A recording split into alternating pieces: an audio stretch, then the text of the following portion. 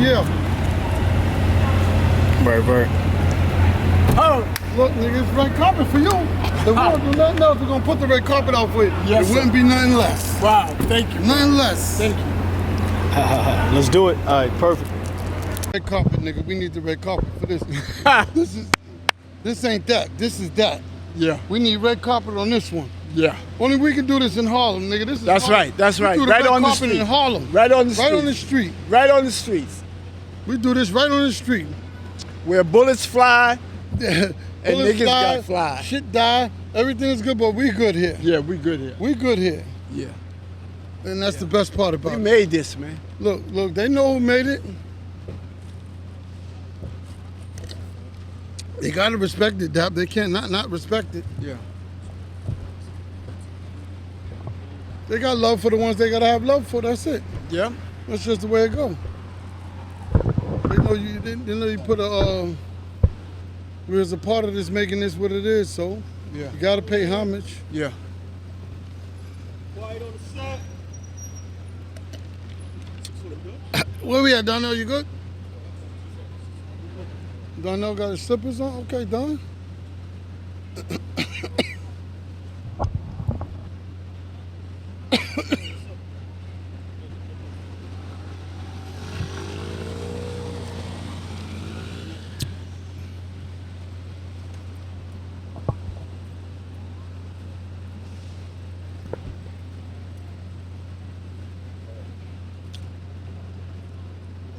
Forward ahead for that.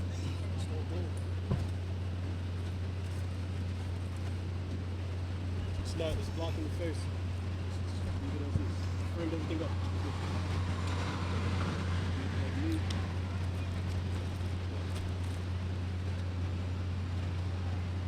Action!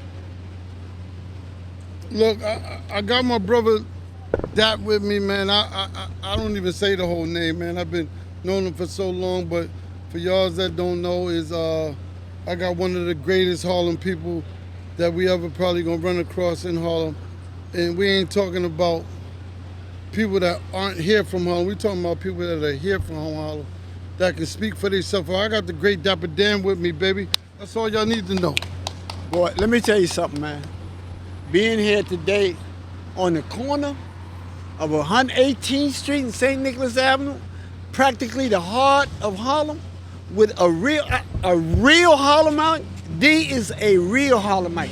Let me tell you something. I don't usually get the opportunity to tell my story to people and talk with them who actually lived during that time 100%. and saw it and was a part of it, man. Yep. You know, Yep. usually I'm talking to people who want to know what it was like. Right, what it was And like. today I'm excited because I'm talking to somebody who was right there, somebody who I was serving, somebody who was wearing it, experiencing it, saw where it came from, saw how I was doing it, man.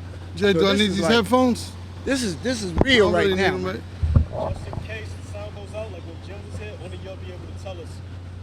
Just put a headphone. All right, I'll put them. Appreciate Yeah. Would you get that part? it. Yeah, we got everything though. All right. Got it. Because they need to know that, man. Right. Look. If I don't even. I'm not here just with the story. I'm here with part of the story. You know what I'm saying? Somebody who lived it. Look, I was talking to Dap a few minutes ago in the car. We was just talking, reminiscing about things, and there's so many things that he was a part of making setting the trend for Harlem to be the way it is, dressing wise, fashion wise, because he made special pieces for us that nobody could get. So that's what's most important to us, and still to this day, we get special pieces from Dap. So that's just what it is. So he brought us. He was a part of our swag in Harlem. What made us Harlem, swag wise. Yeah, you know what? How it all started was like, I growing up in Harlem. You always notice how special Harlem guys is, man. You dudes used to have to get fly to go to 125th Street, fly to go to the Apollo, man. You know? Yeah. And I said, damn, man. All the older dudes is fly. I said, man, I can't wait till I grow up so I could be fly. Then when I got a chance to grow up, like right up the block, 1 block from here, Mitten's Playhouse, I used to see the jazz players and all them come up in there fly, Right. you know? And now, here's the hip hop era, and Harlem dudes is getting crazy paper. Yeah. I said, man, I gotta do something. I gotta make them clothes. I gotta do this Harlem thing, man. Right. You know what I'm saying? Yep. And I looked around, I saw the fashion, I said, nah, man, we gonna do this like we've been doing it, Right. like nobody else has ever did it, man. Right. And I took all them luxury brands that was corny, Right. you know, and made them desirable, man. Made everybody want to be like us, man. You know? And that's a fact. And Made everybody want to be like us, man. we appreciate that because they didn't know, like I told you, they didn't know what we knew decades ago. So they just getting on, they just catching up. So they 2 decades behind, at least minimum. Behind, y'all already had cars. I had already been making y'all Gucci, Louis Vuitton, and MCM cars before they had a pair of Gucci sneakers. Damn right. Before they thought about Gucci sneakers. Yeah. Nigga, we was driving Gucci shit around. Yeah. That was on our seats. That ain't shit. That's right. That was That's right. our car seats. That's right. Man, Harlem was so Gucci, Louis, Fendi, and MCM that people downtown was like, where is it coming from? You know, where is it coming from, man? And all these years, man, it's been like 30-something years, man, and they just catching up, man. Just Just catching they up. man. just catching up like right now as we speak. I'm talking to you as we speak. Right now, Gucci is probably just catching up. Yeah. That's 30 years ago, so we 30 years ahead. Yeah. And the big part of it, they said, well, social media came out. That was the best kept secret. 100%. All the gangsters, all the OGs and the gangsters, like in Harlem, they kept me a secret. Yeah. Nobody knew. That's why they only ones could have it. You had to be that special dude, you know, and your special crew. And so when y'all went out around the country, going to them sporting events, Yep. going to them concert events, Yep. getting fly, everybody was saying, damn, where'd that come from?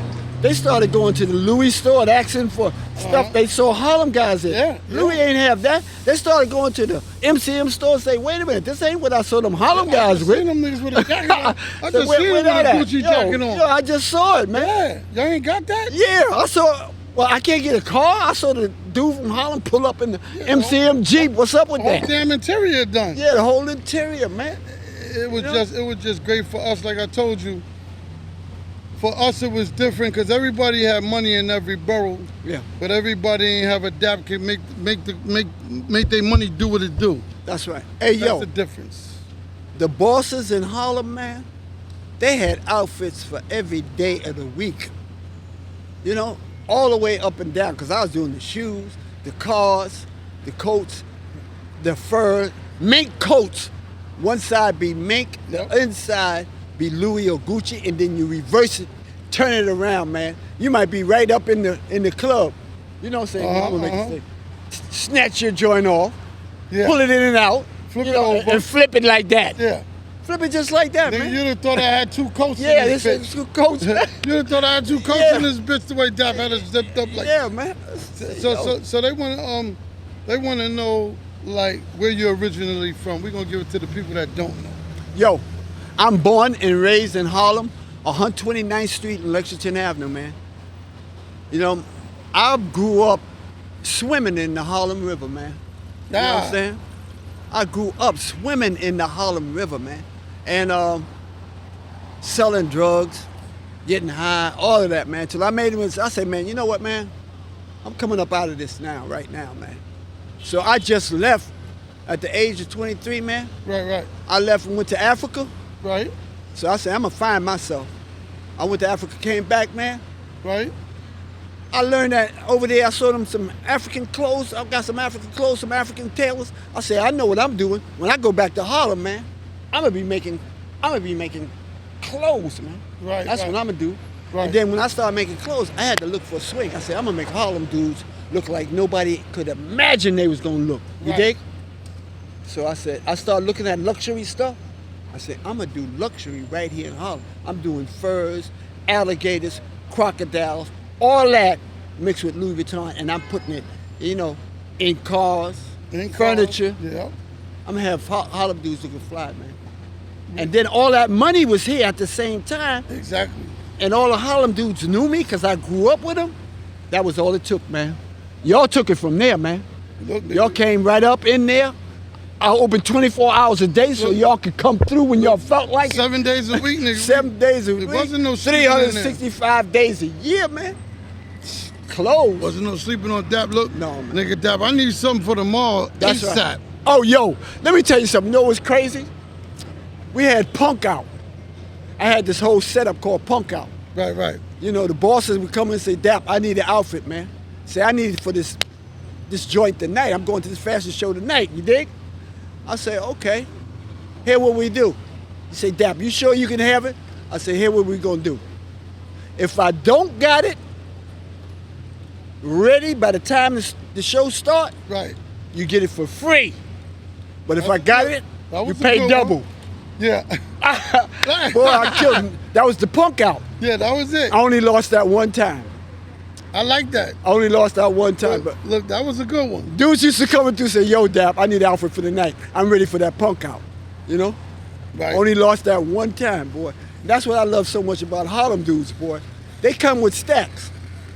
You know? Look, you know, we ain't had no problem coming in there with that stacking. We got the stacks and we got what we wanted. yeah, y'all came with stacks, man. And that kept it running, man. I had like, to keep the flow going, I had 12 Africans sewing in the daytime, 11 at night, 23. I had a 3-story building on 125th Street, a 2,000 square foot factory on 120th Street between 2nd and 3rd, and we worked around the clock, man. Yeah. Over there was where I was doing the cars, and over there on 125th Street, I'm doing the clothes. Right. 24 hours, man. 24. God bless the day. I remember brother come up like, come up, get an outfit. They like sometimes I would like take a little snooze. Dudes would come and just pull the gate up. Dap, I know you're in there. I'm here, man. Yo, I'm here, man. No, it's no. Daybreak. We Daybreak, man. Yeah. They coming back from the clubs and everything, man. We just came back in town, Dap. We got these bags with us, baby. We got to spend this money right That's now. right, man. You know what it is. I got to get right for the mall. Yeah. It was all of that, man. So compared to back then and now versus then and now, how does it change? Well, now, this is what happened, right? Once they found out that, once the world found out where it was coming from, because it was the best kept secret. Nobody really knew that Harlem Dudes was responsible for this global swag movement. Right. They didn't know, but social media, when Diane Dixon wore that mink coat with the Louis Vuitton sleeves, Right. and they start seeing like, because it had been going on for 20 years, they had been copying me, but everybody thought that's what they did. Yeah, that But was when it. Diane Dixon did that, and Harlem said, hold up, we ain't going for that. Dapper Dan is the one who did that. 100%. We ain't And gonna then- let that one ride. Harlem woke up the world. And when Harlem woke up the world, everything changed, man.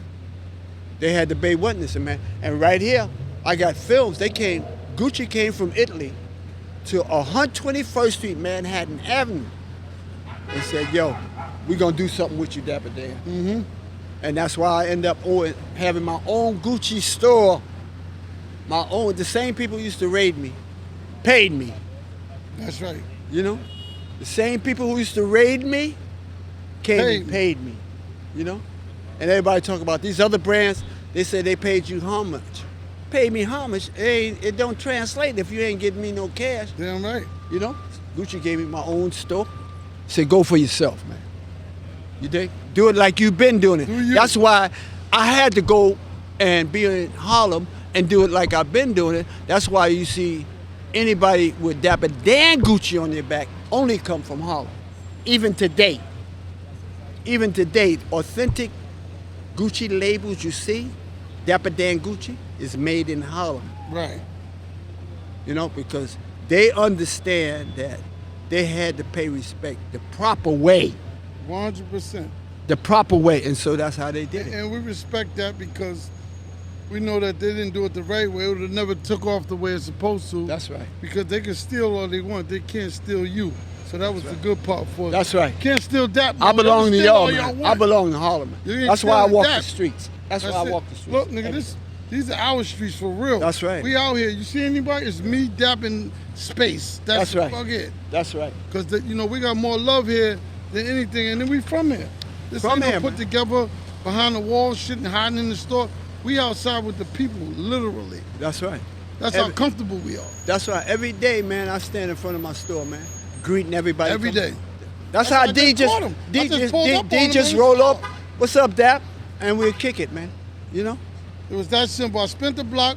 I know where he at, but I went looking for him a little bit. So I said, there go Dap, spin it. I rode by my driver and said, yo, there go Dap right there. Spin the car back around. That's I right. spent the car back around. Dap was right there. I said, Dap, what's up? He was like, boom. I said, yo, I'm up the block. I'm going to do this joint. He said, I'll be right there. I'm going to walk. I told him, I said, come up there.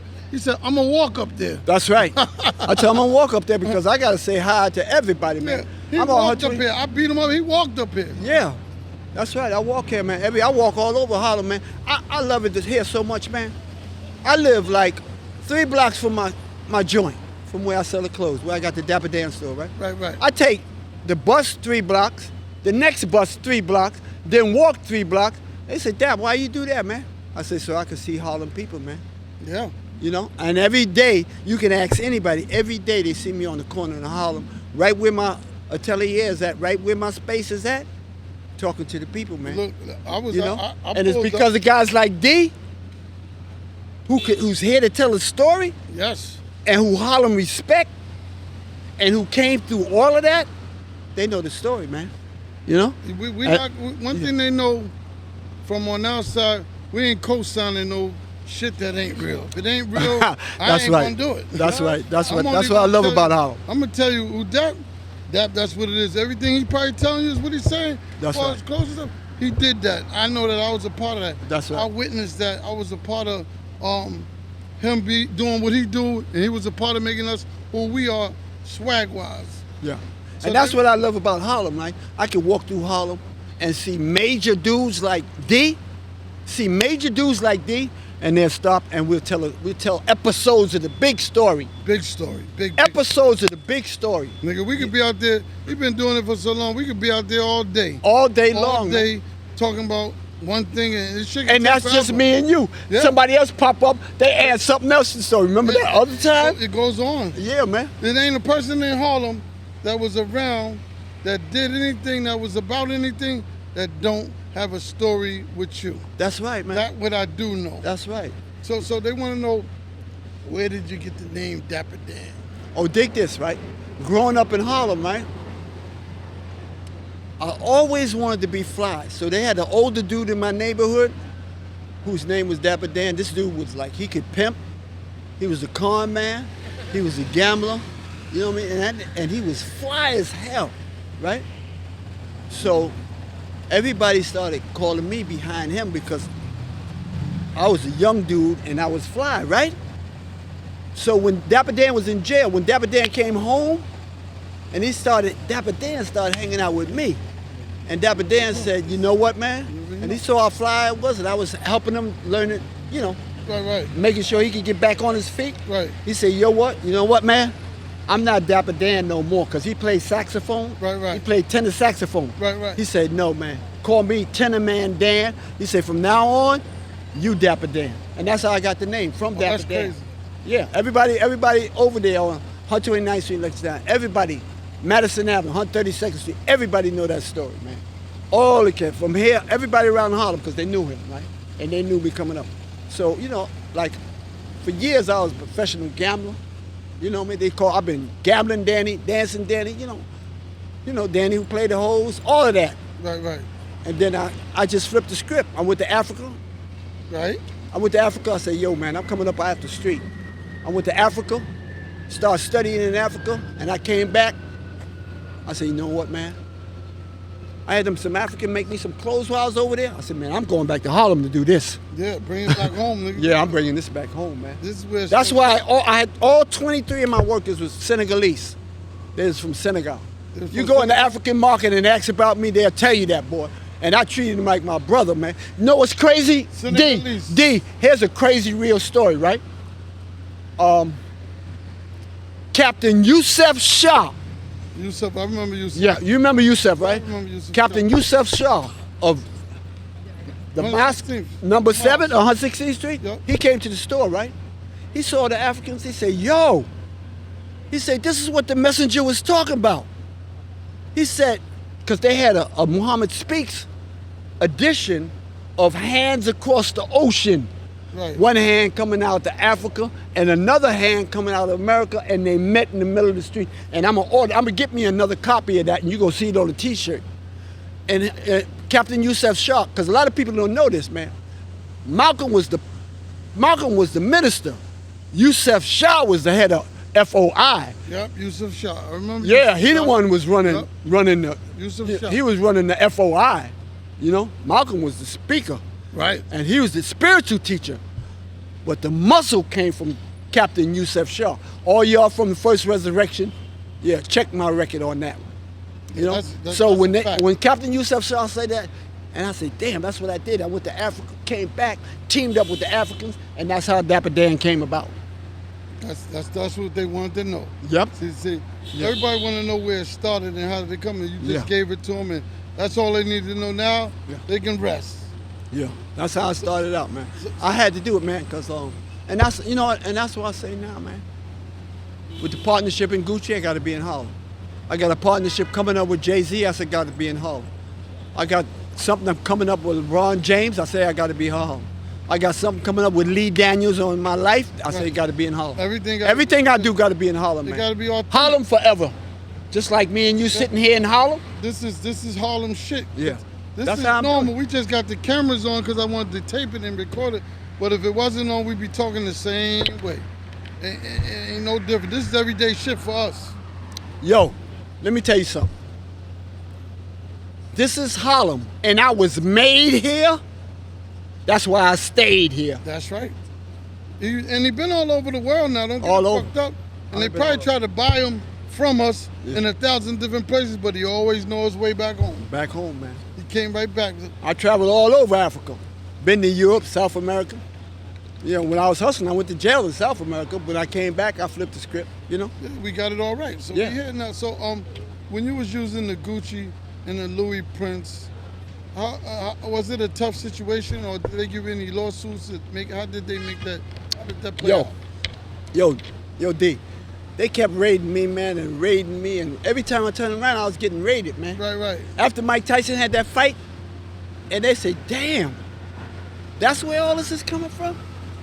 They found out all this Dapper Dan, all this Gucci stuff, how popular I was with black folks. They said, oh, man, we got to do something about it. Right. So they kept raiding me. Every time they raid me, I open back up. They raid me, I open back up. Raid me, I open back up. Sotomayor, she's the Chief Justice of the Supreme, one of the Chief Justices of the Supreme Court.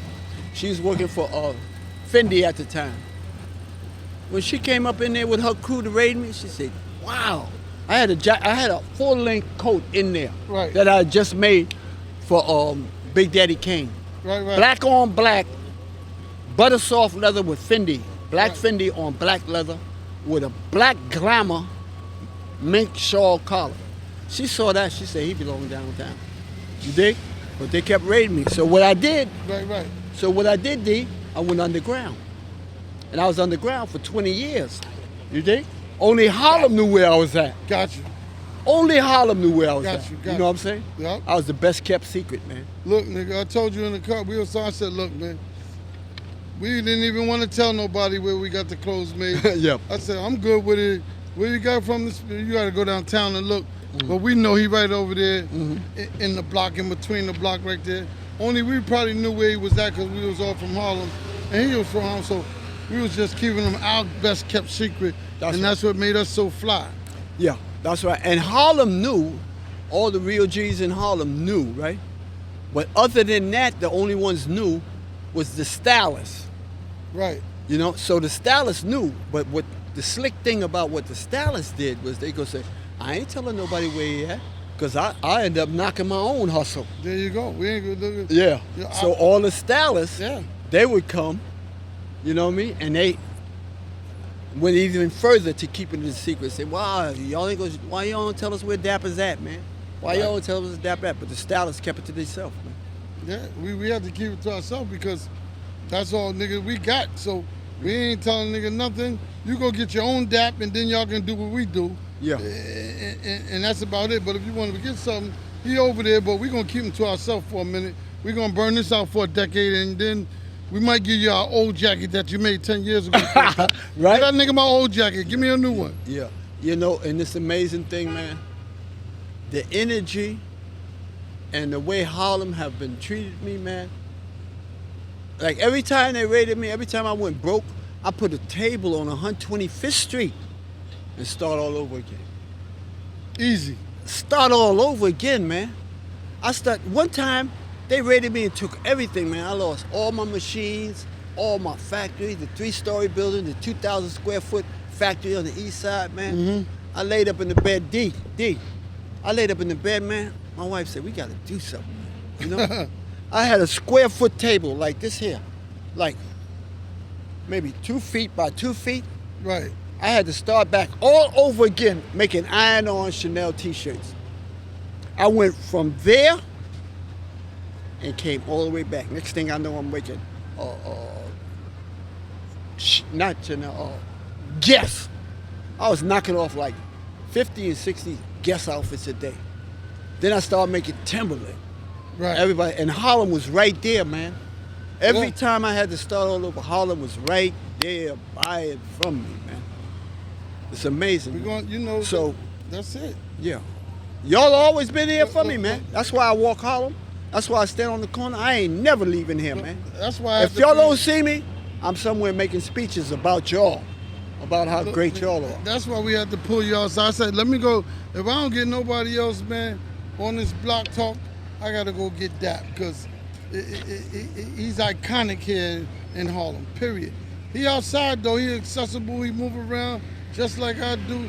He's 2 blocks over. I want him, I just go right over there. That's right. Talk to the people, I talk to the people.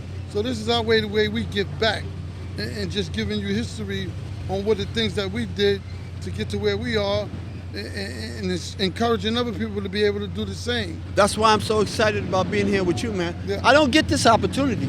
Not to talk to real, respected Harlem guys like you. Right. You know, I talk to a lot of people who are professional, like interviewers and stuff like that. Right, but right. I feel, look where we at, man. I'm sitting right on the sidewalk, comfortable, talking to a real Harlemite. I don't have one documentary like this, and I done did tons of them. I don't have one documentary where I'm sitting down in Harlem with a real Harlem dude. You understand? You already One of know. my dudes who I know is legit, who Harlem knows is legit, is real, right on the corner.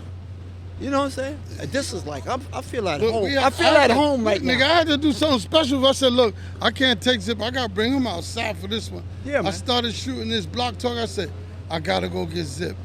Dap. I keep saying Zip because he done bought so much shit from us. Zip, Yeah. Dap. Everybody's spending money. But so it was very important for us to get you here. And in your time, who would you say spent the most money with you designing, buying clothes and stuff? Wise. And you talking about any, like, one particular person? Mm-hmm. Wow. Let's see. It would have to be Cruz, right? Right. And when you talk about Cruz, you have to talk about organizations, right? And when you talk about organizations, well, what is the most and then you see the other side of fashion is music, all right? And so you have Harlem as Dapper Dan, and that's a fashion entity. Right. You dig?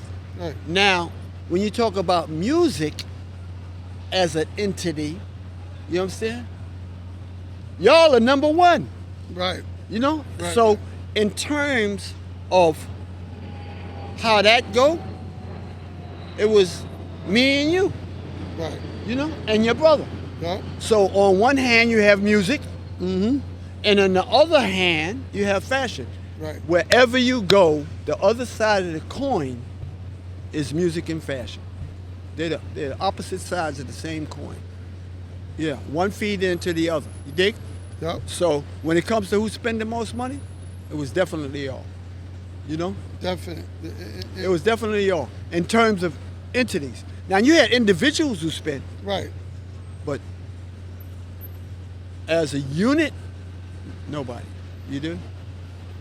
So, since you've been around and you've been doing it for so many years, and how did it feel when Gucci gave you your product recognition and gave you your own store, your own line? I was shocked.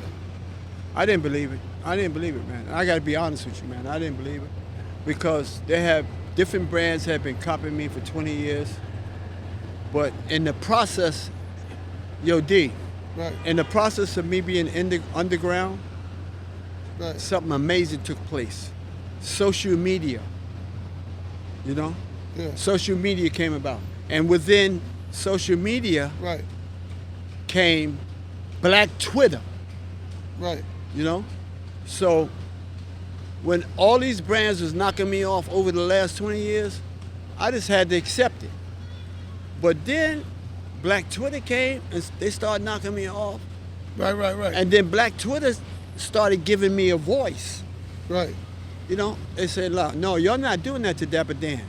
Y'all got to pay respect to that man." Yeah, y'all gonna have to pay. And so when homage on Black this one. Twitter went in, and then black people's like image is so powerful in fashion, and controls the way people perceive fashion, they said, "Y'all don't do right by Dapper Dan. We ain't even fucking with y'all no more. We ain't Yeah. messing with y'all no more." You got that. So when that shift took place, I said, "Damn, I finally got a voice." You know what I mean? Because I ain't have no voice before social media, before Black Twitter. So Gucci saw that. Gucci came 2 blocks from here. The staff, Alexandra Michelle, came Right. 2 blocks from here and say, "We got it all on film." And say, "Yo, man, we gonna give you your own store. You know, we gonna let the world know this is where it came from." Right. And that's how I said, "Well, I got to be in Harlem. I got to be able to do everything I've been doing before." Right. You understand? Uh-huh. And so that's what they did. They paid respect like that.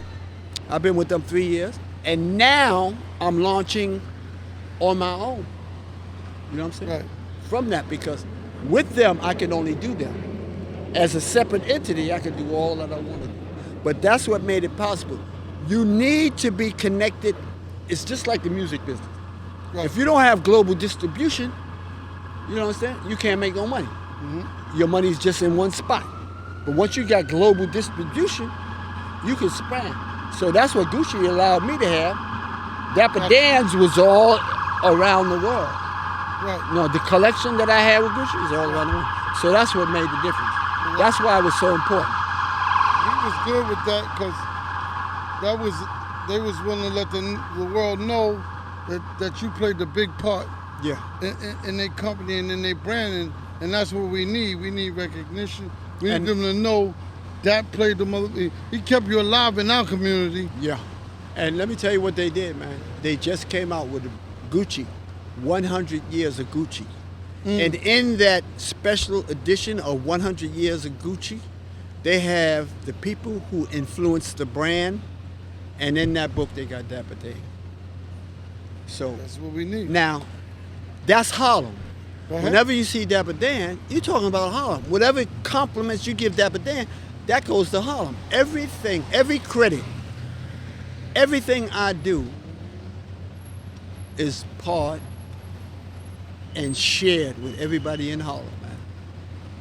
Well, that's what we appreciate, and we always gonna be supportive. And see, the key to being supportive is you're accessible. So it's not like you're not hiding up in the buildings.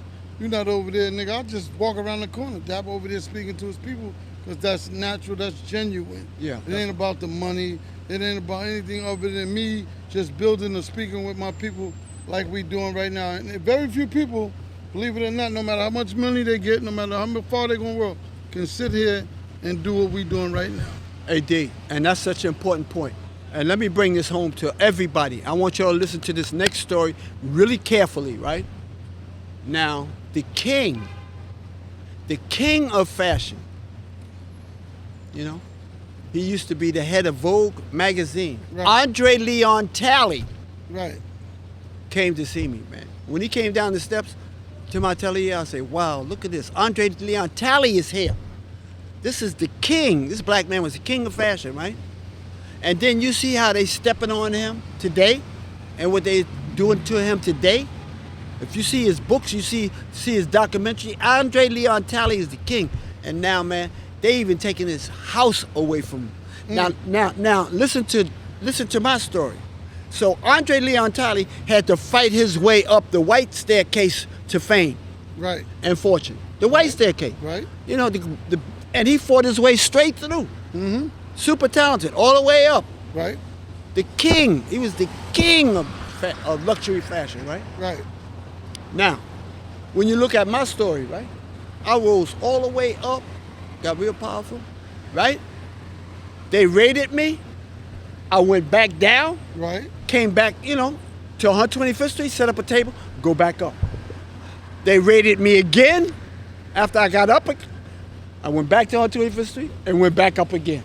Correct. You know what I'm saying? So when you are part of a black structure, you can always start all over again. When you're part of that other structure, you get one shot. Yeah. When they through with you, that's it. So there's two staircases to success. There you go. One is their staircase and one is ours. When you get up, you can't go up and down theirs, Right. Right. you know? You're right. Once you blue, you through. Once you mess up over there, it's a wrap. That's it. But over here, you can go up and down all day, man. And I proved that, man. You see how many times I had to start all over, man? I had to start all over all these times. And black folks was there for me, man. Right from 125th Street, man. And we still there right now. That's how real it is. Yeah. And that's how we able to talk right now, because you know what it was? Dap never compromised with his people. He was for the people then, and he's for the people now, and he's accessible. And this is how real it is. He's only up the block. We in the hood right now. This ain't no, we got 100 security. This is me and him sitting out here That's right. just talking like we would do normally. We just got the cameras and things on, but That's right. this is normal. The only way you can do this is if you keep it 100% with your people at all times. This ain't no part-time shit. Yeah. Just shoot this for nothing. He gonna go right back where he be at. That's He right. gonna be. There's a bunch of people over there in front of his store now. Yeah. He talking. That's how I caught him. He out there talking. That's right. And let me tell you something. When young people see me on the bus or the train, they say, damn, Dapper Dan, I never thought I'd see you on the bus. I say, I'm on this bus so I can see you. That's right. You know? That's right. I take that bus right over there, right there, Right. to 125th Street. Right. I take that bus right there, walk one block to 125th Street, then get over 125th Street, take the crosstown bus to Leonard Avenue, Malcolm X Boulevard, then walk 3 blocks to my store so I can see everybody, man. That's right. I want to be. Everybody say, Dapper Dan, you on the bus? I say, yeah, I'm on the bus, because you on the bus. I ain't faking this, man. Ask everybody. I'll be sitting right there. Hey, yo, when I get lonely, Yeah. I'll be sitting right there. He can have to come get me. Right there is a bus stop. Right there, I'll be sitting on the bench in the bus stop. You know what I mean? I just don't feel like going home. I just sit there, but I sit so the bus don't stop. I sit facing the other way, man. Right there, you see me, man. You know? Or I might go stand like on Malcolm X Boulevard across the street so nobody see me, so I can just watch black folks move around, watch black folks do stuff, man. All of this, man. Look, I seen you the other day. This is my inspiration, man. Look. I was sitting here the other day. I seen you pull right there, get out, go for a walk, come back in your car and pull off. That's right. Man, come on, man. I seen you do that. I love Harlem, man. 3 days ago you did that. I'm telling you, dig this. You know what I tell young designers? Listen to this carefully. Here's my secret. Right? I do not dictate fashion. I translate culture. That's right. Respect. People need to know the difference. That's right. Why do you think I stayed relevant? When D comes to my store, I say, D, how you want to look? And we sit down and I develop a look. That's it. So D, I'm collaborating with. You know, That's right. every rapper that comes to my store gets their own look. So every rapper becomes part of my collaboration. That's right. So I'm never identified with any particular one look, but just with the luxury span of things, you know? Right. So that's how you stay relevant. Young designers, I want y'all to know, don't get locked up in yourself. Right. You know, you are part of a river of culture. I like to think of it like the Harlem River. It's always there, but it's like that. always moving. Harlem River. So I like you that. have to embrace the culture, you dig what I'm saying, and translate the culture of how you want to look. You get locked up in yourself with your own look and you die with your look. Look at all the brands that died. They stayed with that same look, Yeah. you know?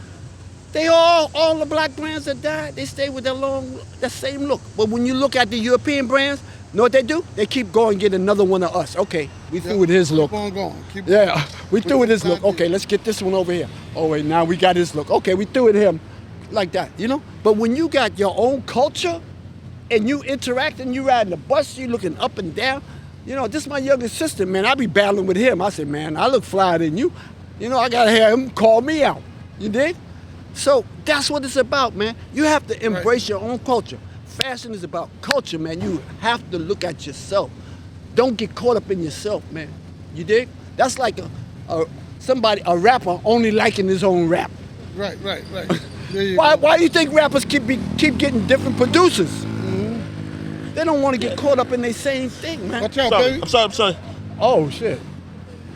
Watch You out, all right? watch out, Sorry. baby. I'm sorry. My man. Go ahead. Yeah. So Nigga, you took all day to do that, my man. You gonna fuck around and have a real problem doing that dumbass shit you just fucking did, you idiot. Fuck is wrong with him? He's special, man. Huh? Something wrong with him. There's gonna be something wrong with him if he don't fucking get his stupid ass. Man. that's all. We can handle this in Hollywood. We all right, D. But you know what I'm saying? That nigga took all day. I don't like shit like that. But go ahead. I got you. Yeah. He blind, ain't he? That nigga gonna make me. He gonna be blind. He retarded. Oh. Well, he got all day to get his shit together. You gotta be retarded over there, my nigga. I don't give a fuck about that. I ain't got time to analyze all that. Yeah. I ain't nobody gonna have time to tell if you retarded or not. They don't got shit to do with that. I ain't got nothing to do with you being retarded. Get you some help. I ain't got time, but go ahead, Dap, because I don't like So anyway, man, we gotta embrace the culture, Gotta man. edit that out, though. Yeah. We gotta embrace the culture, man. Right. You know? But our point man gotta be on point. Y'all hear that? Point man Point gotta man be gotta on point. So okay, I'll leave that there. So Okay. we good. So You know, they asked a question of, I know you had a situation where you had guys shot before. I don't know what the outcome was that, but I know that had came up and it was. okay, let's what talk took about place that. on that. Okay, now y'all gonna get a deep history. Give it to him. Shit, we gonna Now, get to the I'm bottom. with D and somebody who really understands culture. Pay close attention to this. Pay close attention to this, right? Y'all know I span generations, right? And let me tell you something about Harlem that you don't know, unless you span generations. Right. Harlem expands and contracts. Listen to this. Harlem expands and contracts, right? So this is what happens, right? I'm the last generation. I'm the last generation that saw Harlem before a major drug epidemic. I grew up in the 50s, wasn't no drug epidemics. So each generation has its own different cycle, right? So there was like the heroin cycle, you know? Right. And then a lot of people made the money, Right. and then a lot of people went broke. And when they go broke, wars take place, Right. right? So that's still in the 60s. They had the wars of the 60s, right? Then the 70s came, right? Now, the 70s, I ain't gonna tell you who they are, but Pleasant Avenue, if you know about the streets, Pleasant Avenue still controlled Harlem. Then in the 80s, Harlem took control of Harlem. Yeah. Harlem took control of Harlem. Do you understand? Try to follow this now. Try to follow this story. This is really serious, right? When Harlem took control of Harlem, right? Right.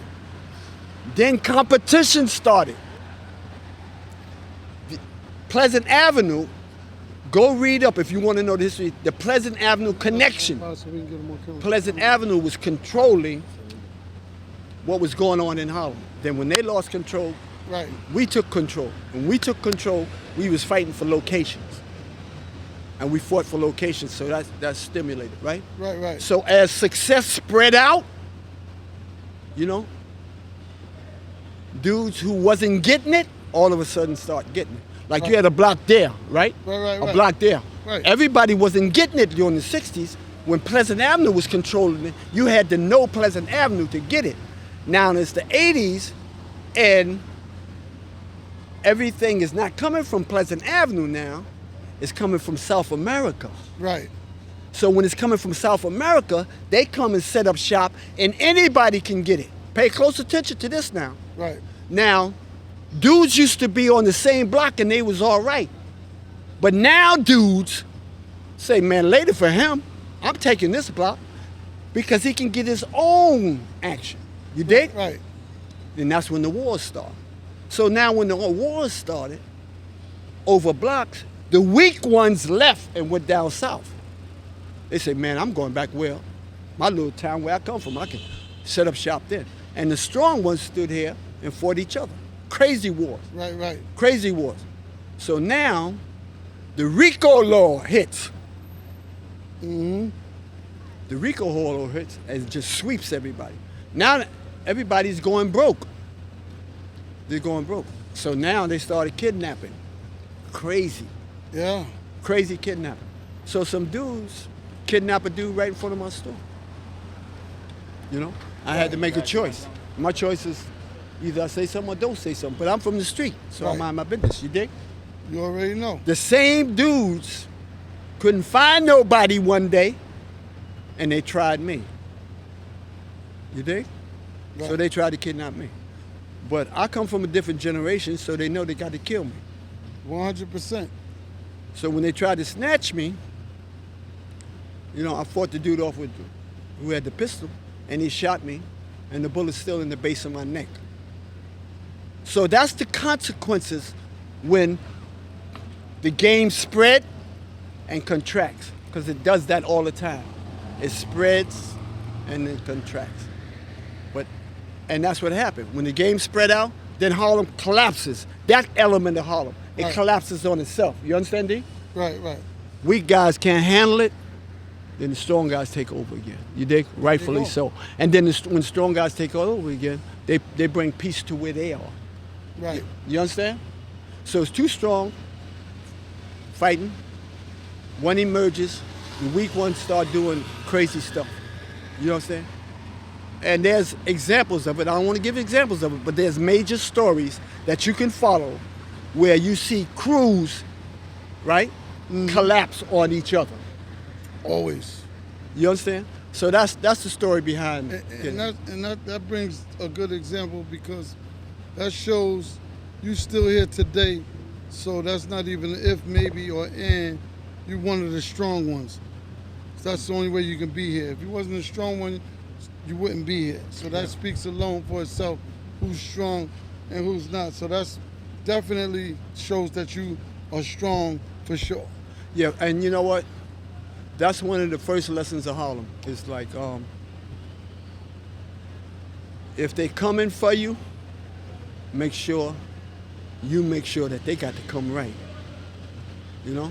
Because whatever they got to do right there. Right. Because they ain't taking me. It ain't gonna be an easy No one. one. No, that's right. We're gonna make you right there. We're gonna make you have to use it. That's right. Right there. And that's what the situation was. You dig? But you still here, and we're grateful for that. And That's you know that we still got a little bit more use out of you. We're gonna be here for a minute. Yeah. So we good. So the difference between fashion back then and now, what's the difference between the fashion between them? Okay. The fashion back then, it was like dictated, right? Fashion was dictated by the streets. You know? Right. The fashion that went global owes everything to the D's of Harlem. I'm gonna say that again so they understand. Right. Fashion today owns everything to the D's and Y's of Harlem. Now let me break that down to you, right? You know, if you got a luxury brand, you got to have people with money. So the people with money are the ones who can afford the luxury brand. Right, right, So because that money was there, right, right, that allows for a luxury brand to develop. right. You follow? Mm-hmm. And so for the first 10, 15 years, fashion was determined by the D's and Y's and, the Jacks and all the major players in Harlem. Right, right. Then hip hop begins to take off. Mm-hmm. And so This was before, you was around before hip hop took off. before hip You hop. could bet that one. Before hip hop. Yeah, Before for sure, hip hop, 100%. it was the OGs, the G's in Harlem that determined fashion. Definitely. Then the hip hop artists, start looking at the OGs, and even today, if you know where fashion came from, you can see all the artists when they flashing the jewelry, they swinging the jewelry around, they showing all the fly whips. All that is the influence of the D's and Y's. You understand? And so that's an extension of it. So when they start coming into money, because they didn't have money in the beginning, when they start coming into money, that's when they start influencing it, because it started going around. Everybody starts seeing them. Right.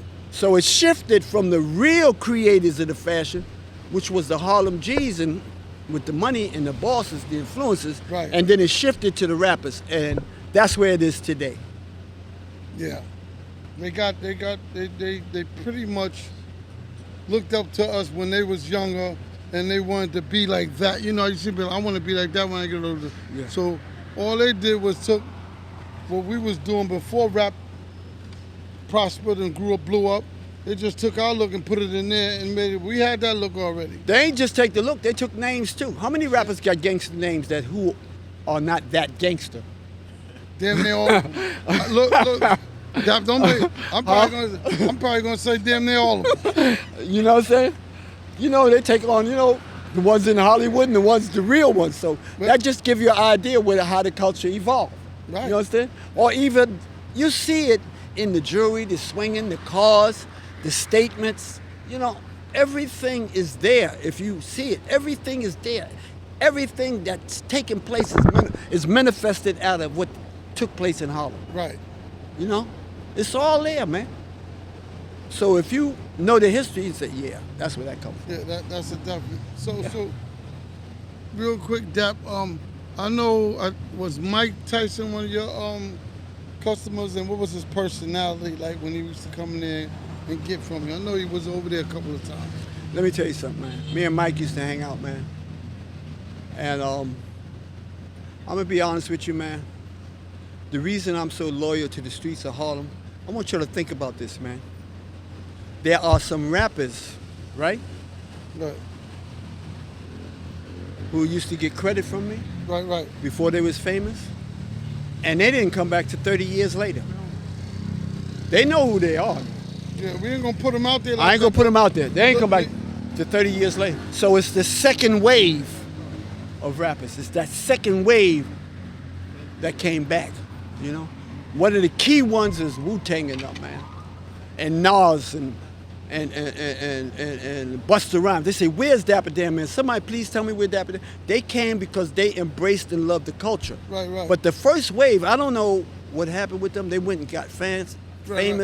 And then they never came back. Never came back. They never came back. They're coming back now because they want to be in these docks with me and do these things with me. You follow what I'm saying? But it's that second wave that really tells the Dapper Dan story, because they went looking. Right. They went looking for the essence of it. Now, Fat Joe will tell you. Fat Joe was coming to the store, you know what I mean, before he even had big money. He was like, put his little cookies together, man. And he come up in that store and could talk that rap talk, man. Early on, Fat Joe was one of the first ones to come and get an Alfred, who was part of that rap generation. Yeah, yep. Eric B. and Rakim came back. Right. You follow what I'm saying? Right. There's certain rappers that came back, man. But I ain't gonna call the other ones out, but they didn't come back. You dig? Right. Now, the story with Mike They Tyson. might not even be around too, 'cause that's when the Yeah. good and the bad come. You don't do the right thing. Yeah. They probably not even around no more, so we don't even need them. Dap. Yeah. Let's go on. So, the Mike Tyson, man, it's a shame that A lot of people don't understand Mike Tyson. I think the most important thing about Mike Tyson is the jacket I was making for him when he had the fight. And the title of that jacket was "Don't Believe the Hype." That's the jacket you was making for him? That was, yeah, on the back he said, "Dap, I want this jacket." Because he was going through all this stuff with newspapers and he say, "Dap, I want you to make me this jacket." And I wanted to say, "Don't believe the hype" on the back, right?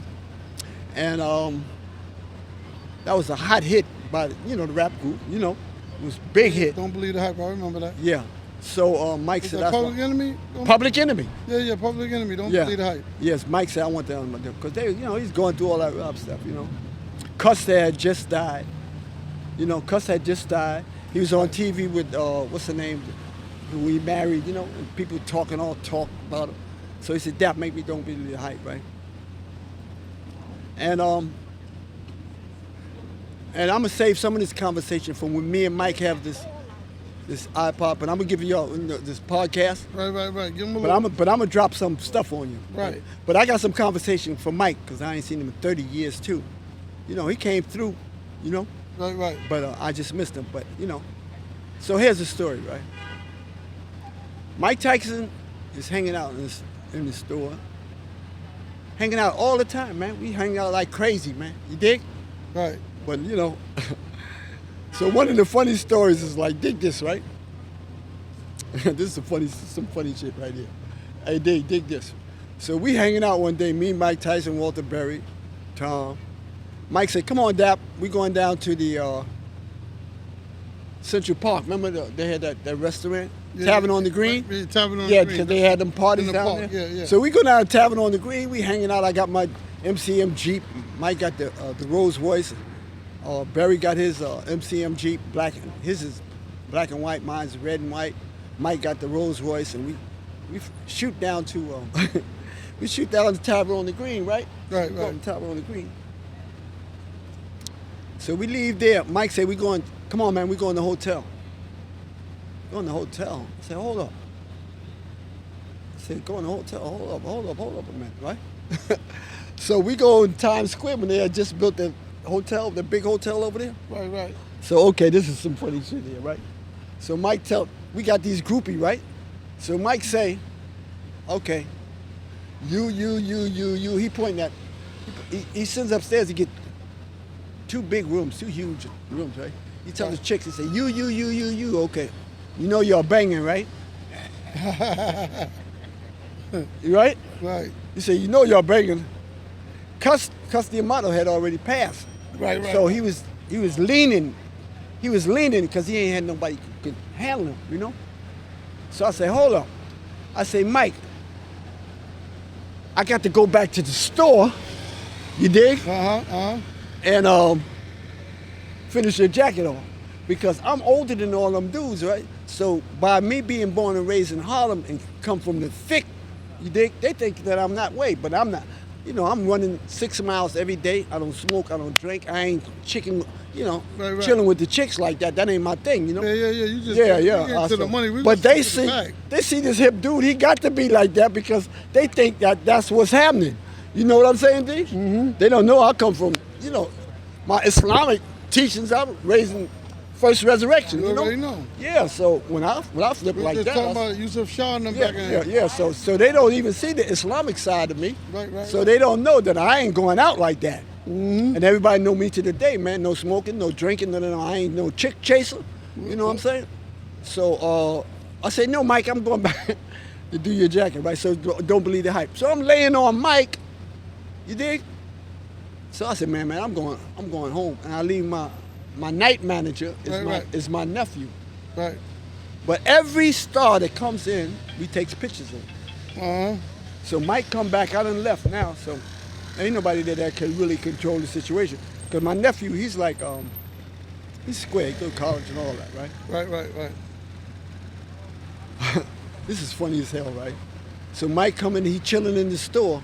Now Park Avenue, remember Park Avenue had all them crackheads up on the Park Avenue? Yeah.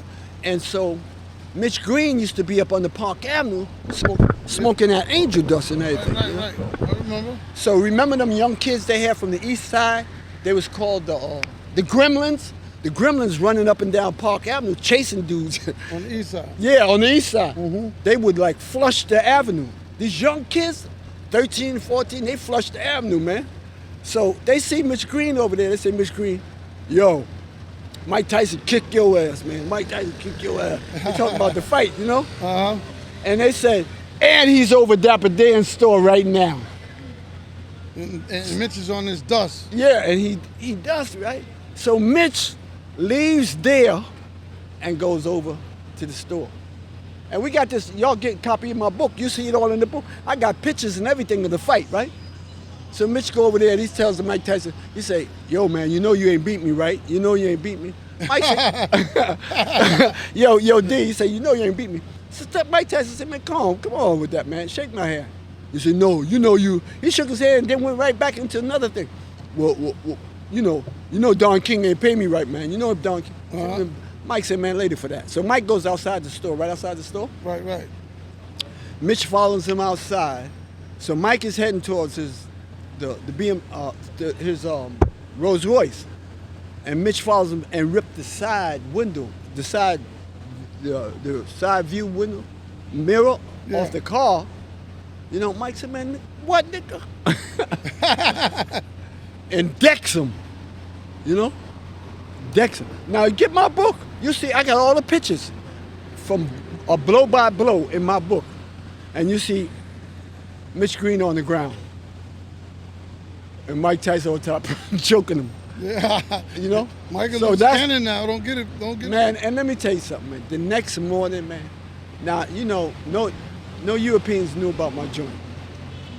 The next morning, and after that following weekend, as Monday morning come, Monday night football, the announcers say 4-5 football. You know how the helicopters ride?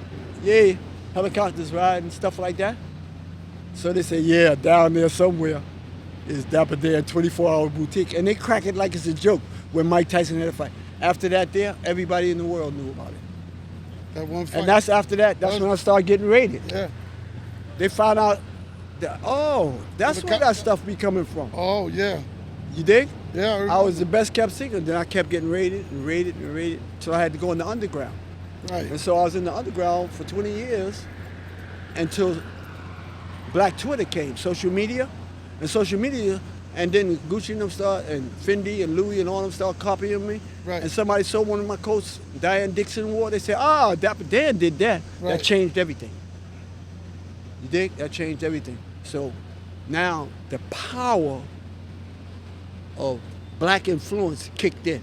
So they had to do the right thing. So that's how that. Clean, baby. They had to come clean. Yeah, they had to You come can only steal but for so long. Yeah. And everybody like D, y'all all knew, man. Y'all, all the real Harlem knew, man. I said, come on, man. Dap did that first, man. Dap did that first, you know.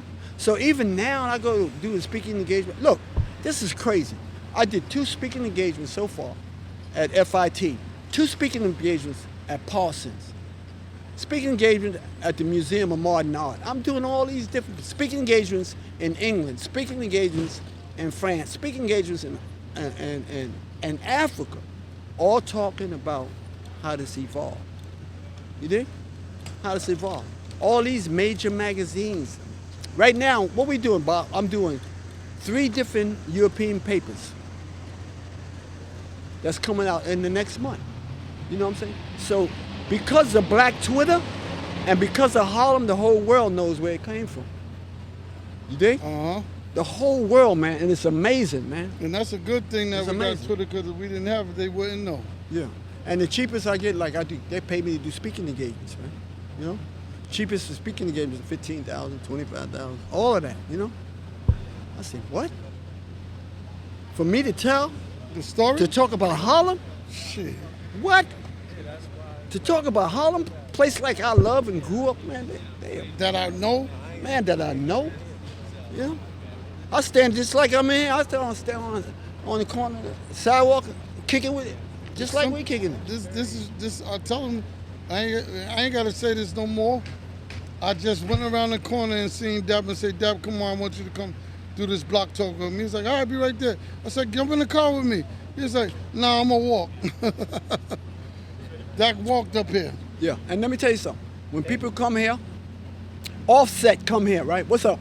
Offset come here. I say, hold up, Offset. You want to see Harlem? Let's take a walk. That's right. And when he first started walking, he felt a little funny. Then he saw everybody speaking to me and saying, what's up? How you Dap? This. His whole stride changed, man. You dig? Yeah. He started walking different. He said, oh, man, I can do this. You dig?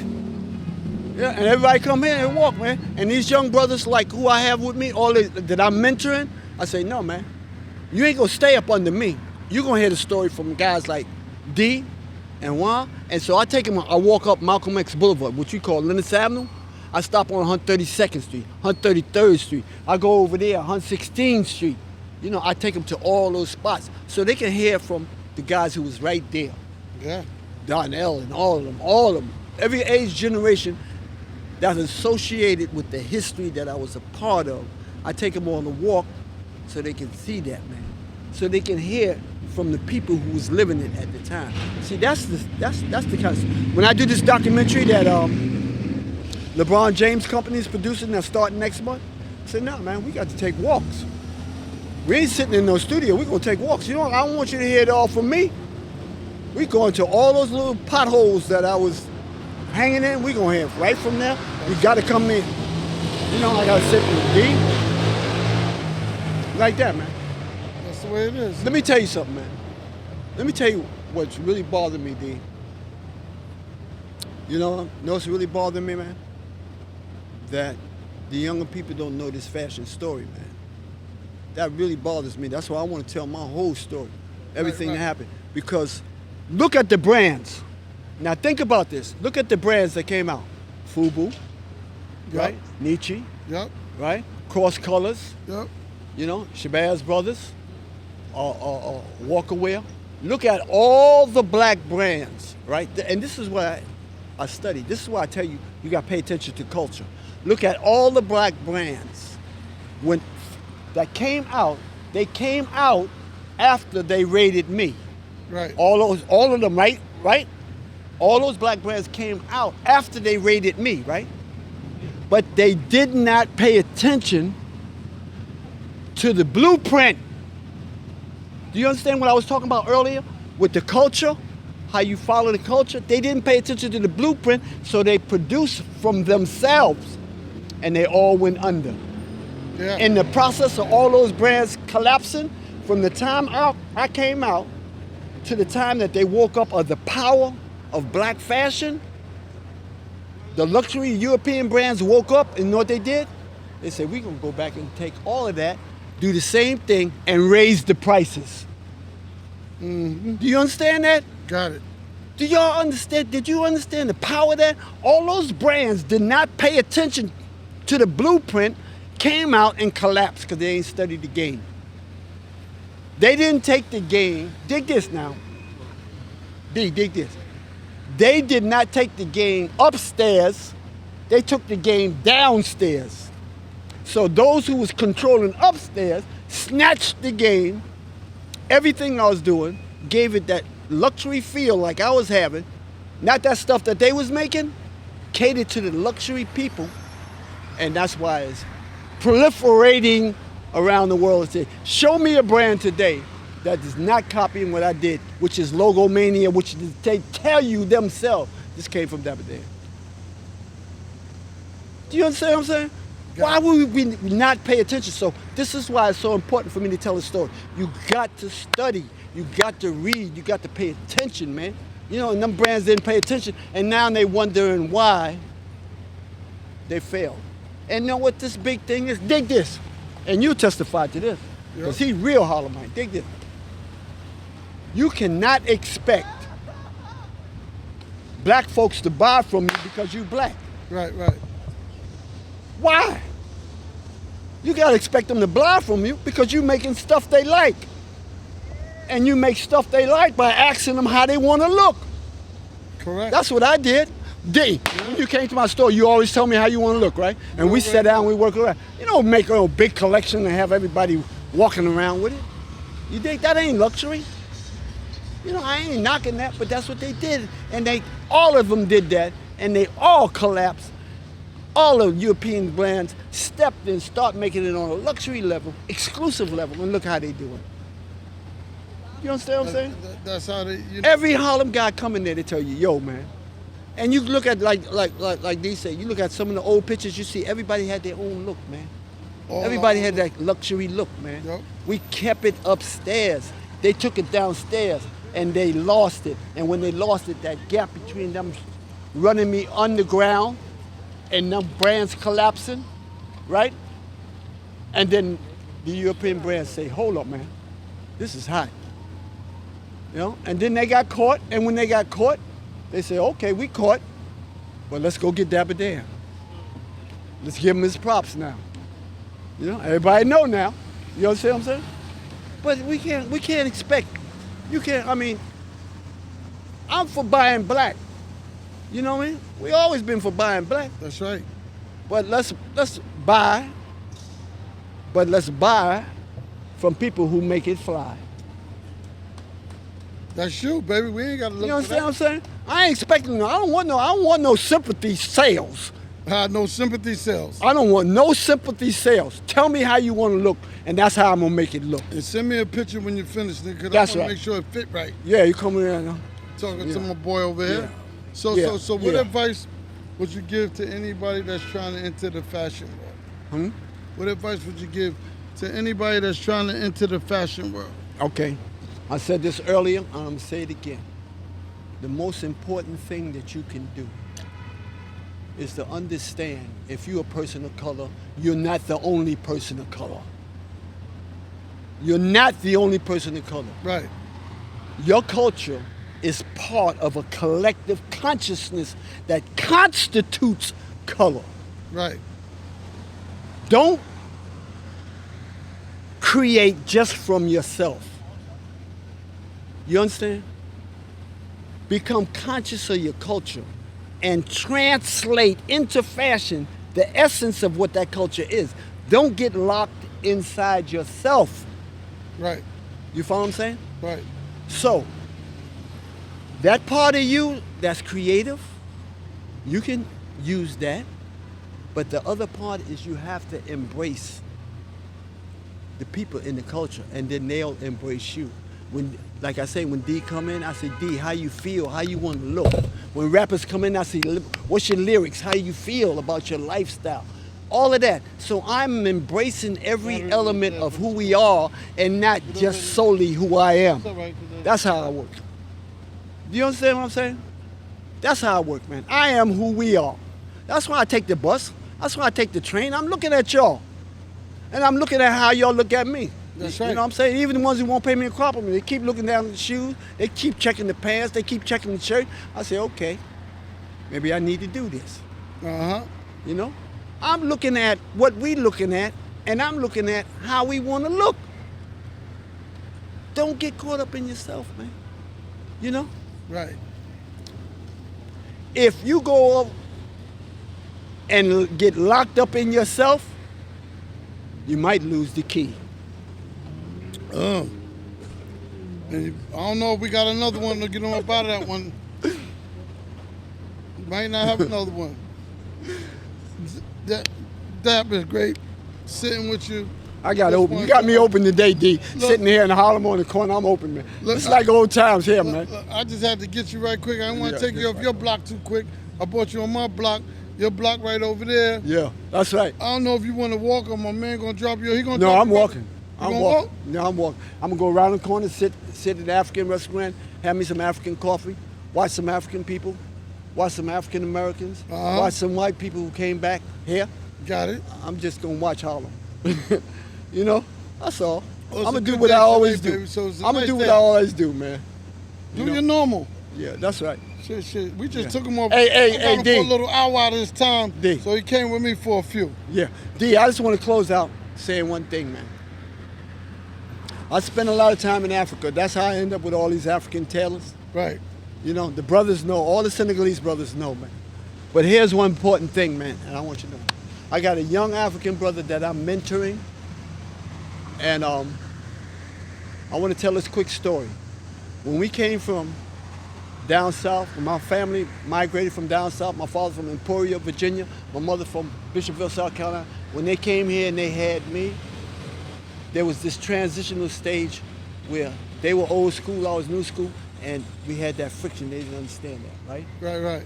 So I had to embrace that and go through all those criminal things because I'm a crook. I was a crook, big part of my life, you know. And I had to understand that and work that out, right? Right. Now with the young African brothers on 116th Street, my mission now is to try to let them know that there's a cycle. There's a cycle, a cultural cycle that they might have to go through. I don't know if y'all paying attention, but they're going through that cycle of problems. Right. Because they're the first generation that made the immigration here. So they don't see the way their parents did.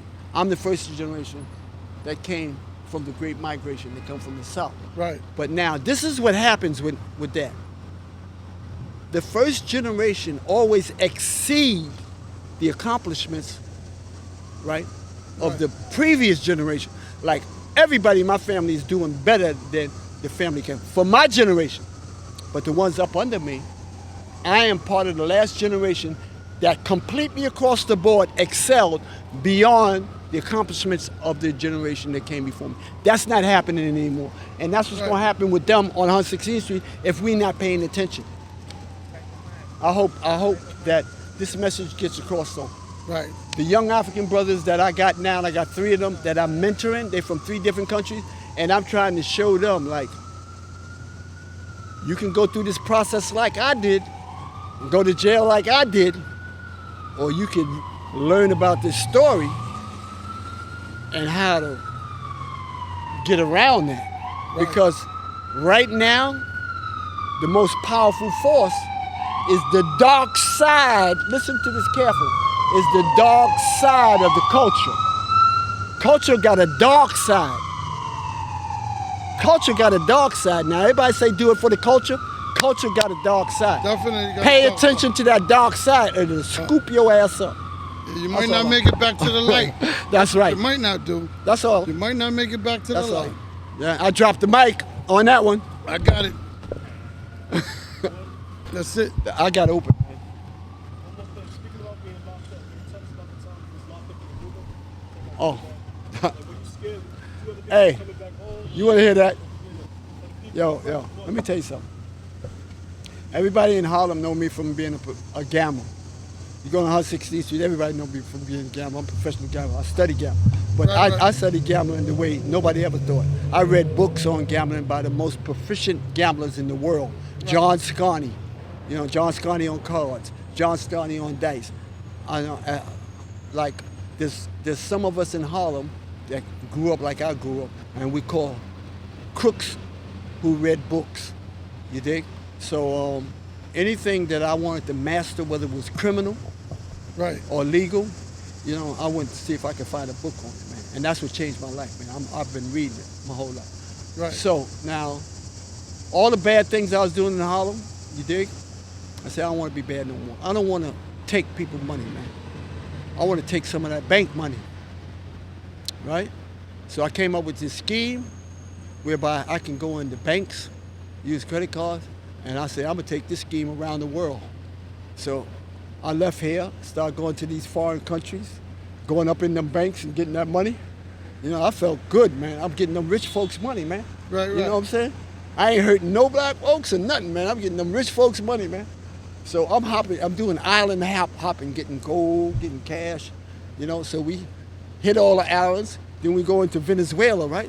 So I started feeling something after a while. So we had some chicks with us too, right?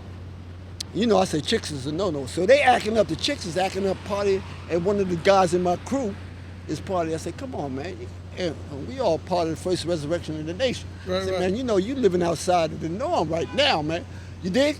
So we send the chicks back, and we continue the journey, right? So we at St. Thomas, St. Croix, Bonaire, all these islands. Now we shoot up into South America, into Venezuela. We get in Venezuela. Now one of the brothers with us is he Muslim brother like the rest of us. but he speaks Spanish, right? So we in Venezuela, right? And some troops pull us over, right? I said, and they took us off the road. I said, damn, what's going on, man? And I looked at his face, and he's talking to them, and he's frantic, and I look at his face, I said, something ain't right, man. But something he said allowed us to get back in the car and take off. And so we on the highway, he said, man, we got to get out of here now. We in Venezuela, right? So we shoot down the highway, and we go back to the airport. I said, what happened? He said, man, they was going to rob us and kill us. I said, rob us and kill us? I said, man, we getting out of here. So that was the first part of it. So we leave Venezuela, and we fly into Aruba, right? So we busting the paper up. Paper is a paper game. This is called a paper game, you know? The paper game is people who know how to take paper and turn it into money. Checks, cash, credit cards, all that. So anyway, we're in Aruba now, you know? So we hitting all the spots. I say, where everybody at?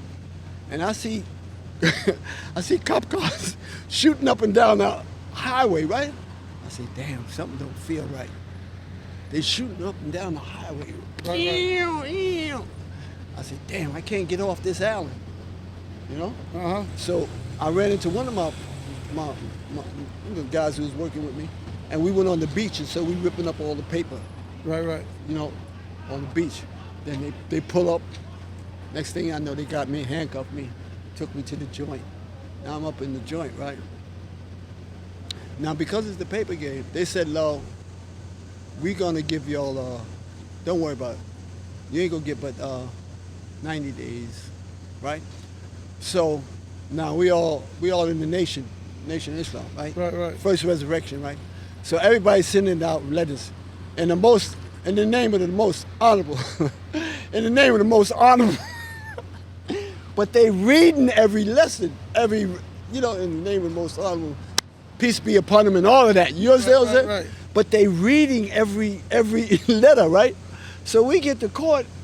This is crazy. You know them wigs that you see in the court? The white wigs? Yeah.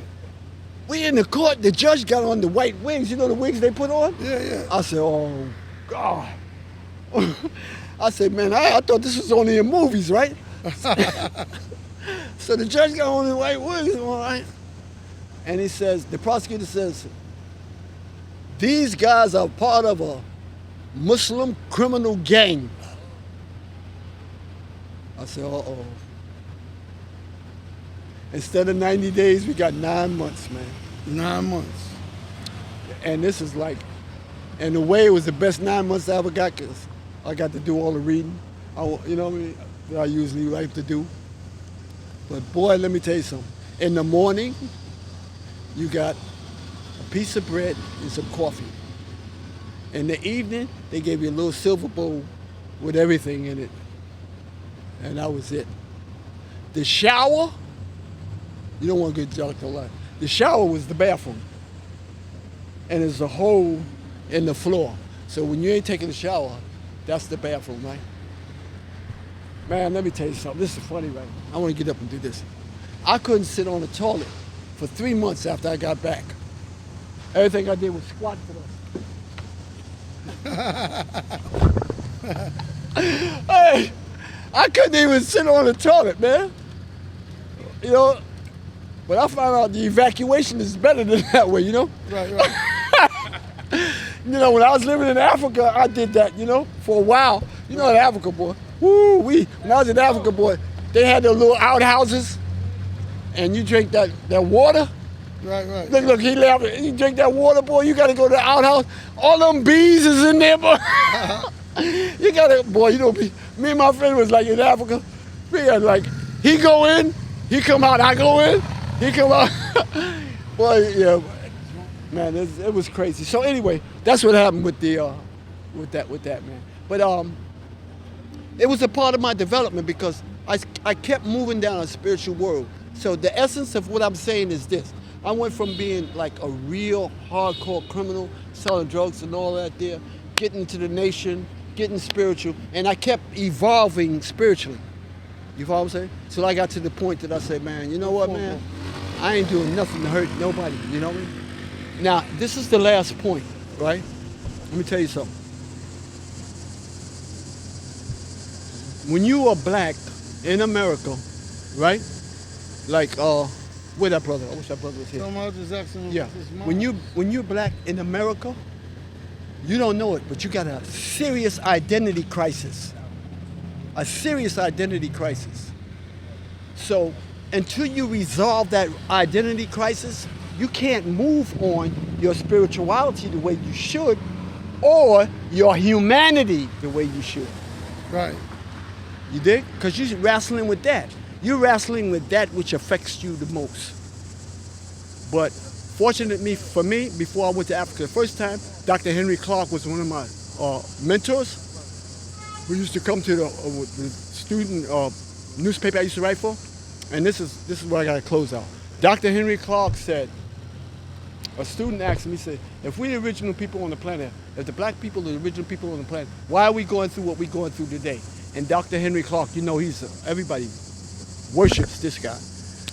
Dr. Henry Clark says, that's because it's a transgression we made against ourselves before Europeans came into our life. That changed my whole life. So after that, I don't look for accountability for when it comes to those other people. You know, I look for ways to defeat what happens. You know what I'm saying? Because if you spend too much time, you know what I mean? Because you know in the nation they tell you get knowledge yourself. Right, of course. You know, and that's why I went to Africa, to get knowledge yourself. But the highest point of knowledge of self is spirituality, humanity, and then identity. Because you're all those other, you're a spiritual entity. You know, you're part of humanity. You know, and then you got a color. So anyway, but we have to react to the color because we're here, man. It's a bigger story than that, man. I would have to need another whole episode to talk about that. But D, man, you made my day, man.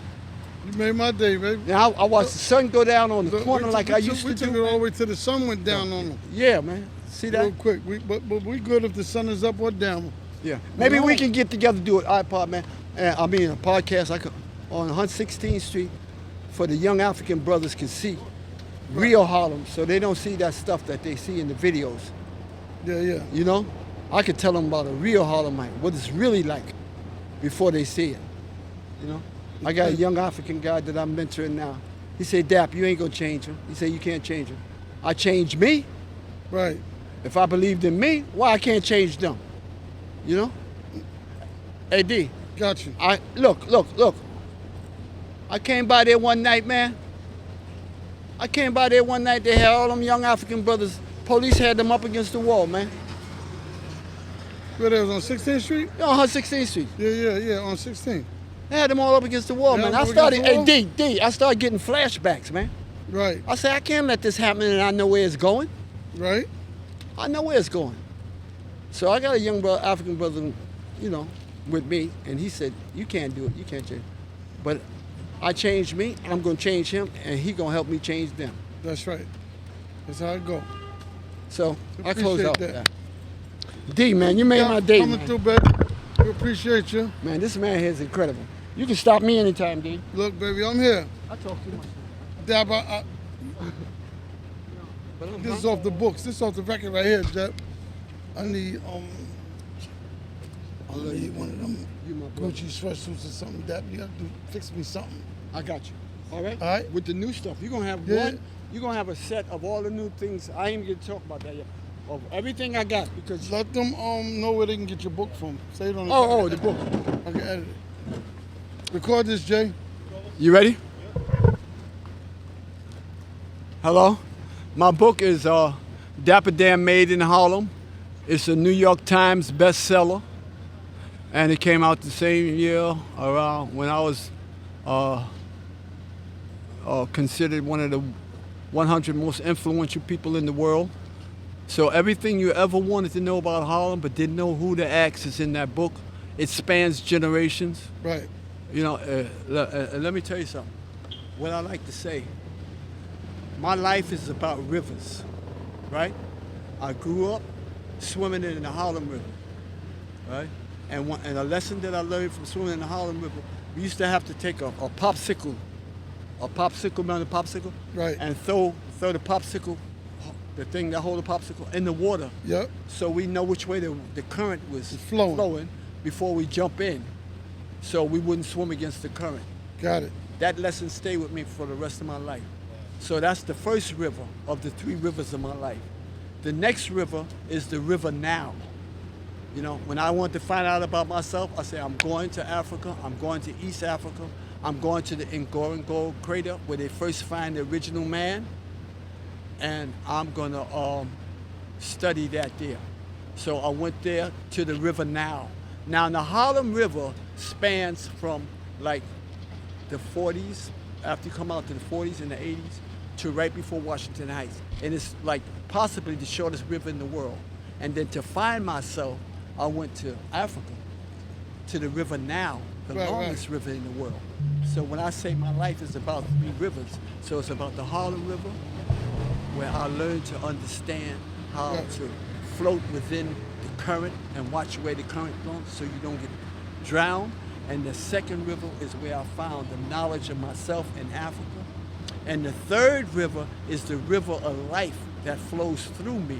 And I started studying everything there is about metaphysics and higher levels of science. So those are the 3 levels of Dapper Dan that will be manifested if you read carefully in the chapters of my life and the development of my life.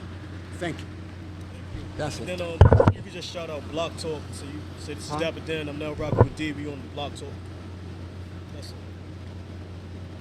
Okay, D, once again, man, thank you for having me. Appreciate Thank you for giving me the opportunity to tell my story, because every time I tell my story, man, it allows me to release to other people part of myself, man. I feel good about that. So, D, thank you. This is Dapper Dan, signing out. Thank you, D. Thank you, Harlem. Thank you, world. Thank you, everybody. Thank you, Black Twitter. Thank you, Black Woman. And thank you to all my brothers. And Block Talk. Say thank you, Block Talk. Thank you, Black Talk. Gotcha. All right.